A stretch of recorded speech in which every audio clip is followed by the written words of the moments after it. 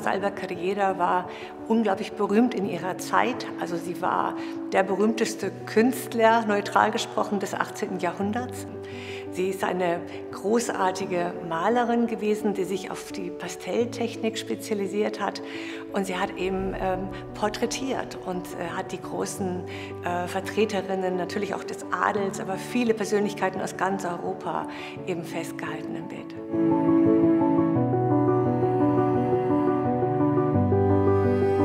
Rosalba Carriera wurde am 12. Januar 1673 geboren, vor genau 350 Jahren. Das ist unser äußerer Anlass dieser Ausstellung, die wir ihr hier widmen.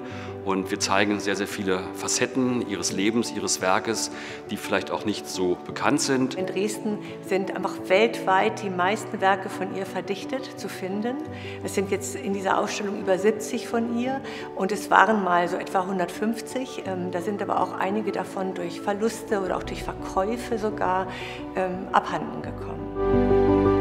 Es ist die bedeutsamste und größte und umfangreichste Sammlung von Carriera-Werken überhaupt. Also hier kann man Carriera am besten studieren.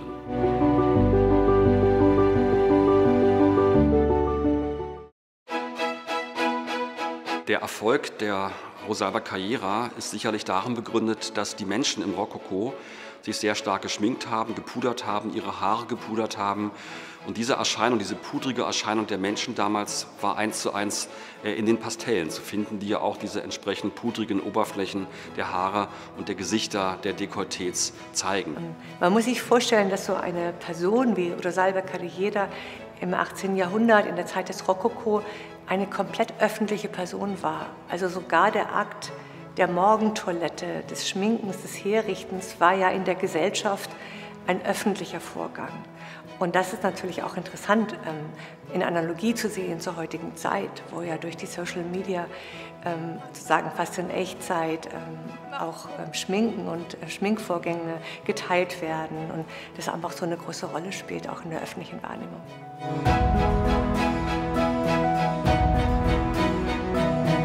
Wir haben versucht, gerade was dieses Schminken der damaligen Zeit anbelangt, in ein heutiges Medium zu übersetzen und haben die Kooperation mit der Hochschule für Bildende Künste in Dresden am Studiengang Maskenbilderei gesucht. 12 Studierende haben mit 6 Modellen eine sehr schöne und wunderbare Videoarbeit geschaffen.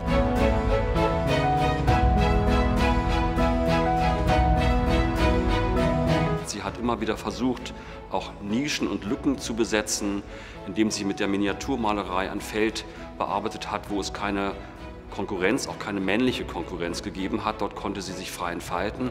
Vermutlich entstand dies daraus, dass sie zunächst Dosen von Tabatieren, also kleinen Schnupftabakdosen, bemalt hat. Und wurde sehr früh, auch über die Grenzen Venedigs hinaus, sehr berühmt.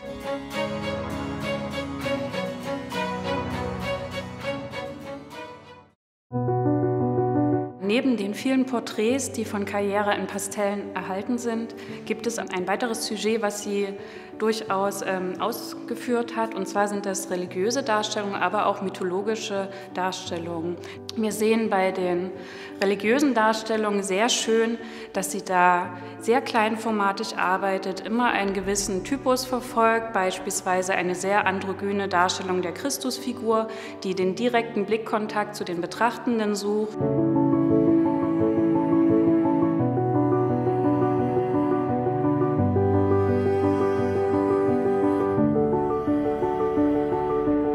Sie lebte dieses Leben trotz aller gesellschaftlicher Hürden. Beispielsweise war das Reisen Frauen nicht unbedingt erlaubt.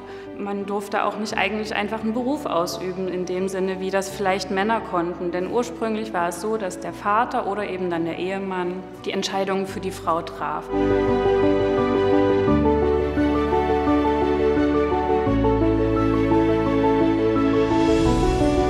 In dem Sinne ist sie natürlich ein Role Model, wenn sie sich bewusst dafür entschieden hat, ihre Familie zu versorgen, eine Werkstatt zu gründen, vielleicht sogar als Autodidaktin eben dieses Handwerk auszuüben und dann vielfältige Beziehungen in ganz Europa zu knüpfen und da eben auch mit Männern in Kontakt zu stehen persönlich, diese auch bei sich im Atelier zu empfangen. eine Ausstellung, die auch, man könnte sagen, modellhaft steht für ein neues Konzept von Nachhaltigkeit. Denn diese Ausstellung ist zu großen Teilen aus eigenem Bestand geschöpft, zum Beispiel aus dem Kupferstichkabinett oder dem Grünen Gewölbe oder dem Kunstgewerbemuseum.